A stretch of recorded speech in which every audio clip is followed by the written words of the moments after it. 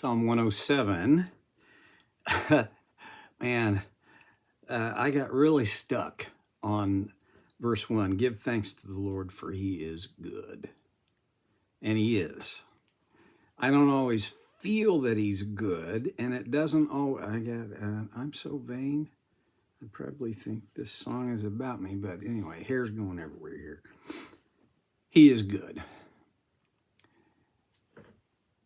There's an aspect of this, in my opinion, that when life doesn't feel good, that may be when it is most important for me to remind myself that he is good. His love endures forever. I'm gonna hang out on that thought for a while. His love endures forever.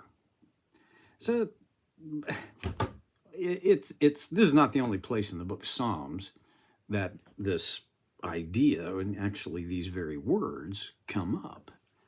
His love endures forever. Consider two things. Well, we're going to look at three things. His love. I don't think anybody's ever been able to capture a concise definition of his love.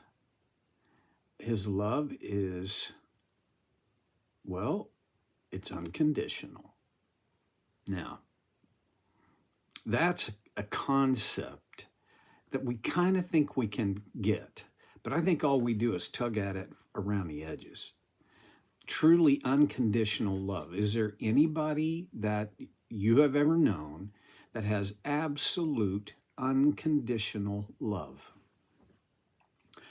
I don't know anybody. Now, I know some people that come much closer than others, but I don't know anybody that I can say totally unconditional love.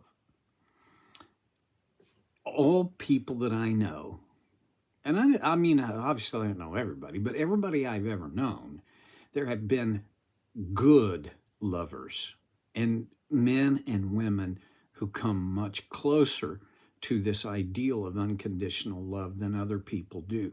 But I don't know that we're able to pull conditions completely out of our love and affection. I know that's it's an indictment, and I don't know how you could ever empirically prove one way or the other. But the idea of absolutely unconditional love, I think it's a goal that I think it's worthy for us to make effort toward, to strive for, but I don't think reasonably, I don't believe that I'm going to reach it. Okay, you might, but I don't see myself ever getting there. Is God's love unconditional then? Now, I have read and I've heard people say that's not necessarily true. And I will admit the phrase God's unconditional love does not appear in the Bible. Anyway, not in any realistic and reliable translations of it. And yet,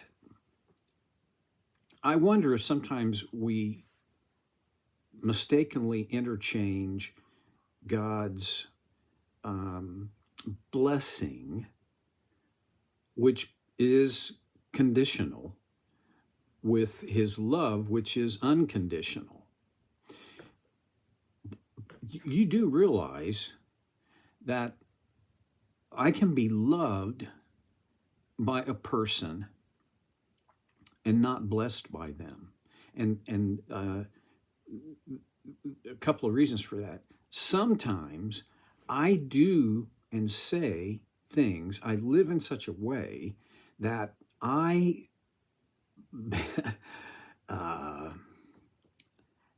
disqualify myself from the blessing that that person is capable of giving me. this happens in our walk with God. There are times when we do and say and act and choose in ways that make it impossible for God to bless us. Um, I think on, maybe the other hand of that is he often blesses me when I least deserve it.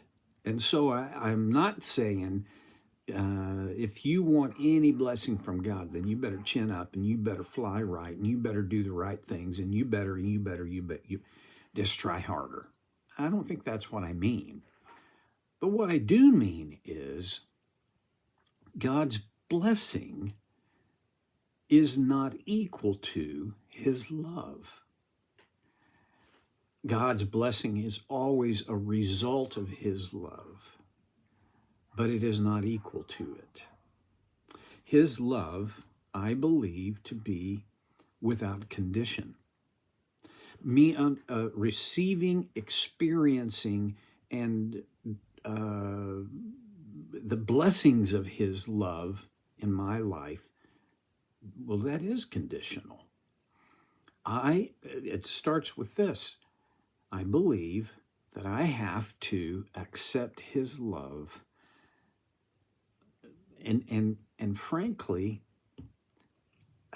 sometimes I have to accept his love on his terms in order for me to experience the blessing of his love. But his love is not on the condition that I do anything and quit doing anything else. His love, I think, is unconditional. Now, his love endures forever. First of all, his love endures. That doesn't just mean continues. To endure, well, yes, you continue when you endure. But to endure, that implies stress. It implies difficulty. It implies strain on a human level. I don't believe God, there's no such thing as strain for God. And yet, his love endures. What does it endure? It endures the criticisms of people. It endures the disobedience of people. It endures the mockery that sometimes people do. There are voices in our world today, many of whom are atheists, who generally mock God at any opportunity. His love endures that. His love endures it. He doesn't quit loving them. It's a very hard thing, a hard pill for me to swallow, that God loves those folks as much as he loves me and you and the best person that we know. In fact, this is mind-boggling. God loves that person and you and me as much as he loved Jesus. Whoa. It will do you good to meditate on that. That God loves me as much as he loves Jesus. Oh my gosh. And I think he can only do that because his love is unconditional. All right. It endures, and it endures forever. It is unstopping and unstoppable. God's love, his love endures forever. He is good, and his love endures forever. Forever. Have you ever tried to wrap your brain around the concept of forever? Boy, it takes a much better brain than I've got. and I'm pretty sure a better brain than anybody I know has got. His love endures forever through eternity without end. Now, here's the thing about God's love that is worth us taking a look at a little bit. It has to do with how can a God whose love endures forever, whose love is unconditional, send anybody to hell? I don't know if you've ever been asked that question or confronted with that issue. It's a little bit like what I talked about yesterday in terms of how could a good God let bad things happen. But this is still a little bit different. Well, a good God whose love endures forever permits men and women to get what they wanted. C.S. Lewis put it this way. There are two kinds of people in the world. One group, one kind, says to God, "Your will be done." The other group hears from God, "Okay, have it your way." And the meaning behind that is, when I say, "Your will, not mine," I want to live my life according to your design, as I understand it, as best I know. And, well, here's the thing. There's a sense in, and Lewis says this, God doesn't send anybody to hell. He honors their choice in life. And when a person's choice in life is to reject Christ, they have chosen for themselves the destiny of eternity in hell. We don't talk much about hell. We don't, yeah. We probably should talk a little more about hell than we do, because it is just as real as heaven. God doesn't send anybody there, though. And it goes back to free will, like I was talking about yesterday. He permits us to choose our destiny, to choose our eternity. And if you choose Jesus and say yes to him on his terms, as best you can understand what they are, he gives you what you wanted. And what you want is what he wants. Okay. A God who is good, whose love endures forever, doesn't send anybody to hell. People go to hell because that was their choice. And his enduring love, this love that endures forever, whatever good things happen in your life, his love endures. Whatever very bad things happen in your life, his love endures. Whatever your emotions are, his love endures. Whatever your thoughts are, his love endures. In other words, his love is a constant, immovable. His love endures forever.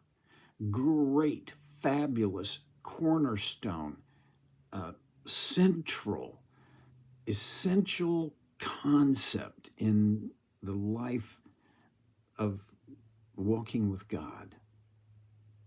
But to get it intellectually is one thing. To believe it within my core and believe it about myself is altogether another thing. It's easy for me to believe this about my wife, that she is loved by God forever, unconditionally, because she's just that kind of person. How could you not love her? But me? If you struggle with that, Don't give up. The struggle's worth it. We'll probably talk about how do you engage in that struggle. But my time is more than up, so I'm going to close for now. I'll see you next time on So Care with Stevie Boy.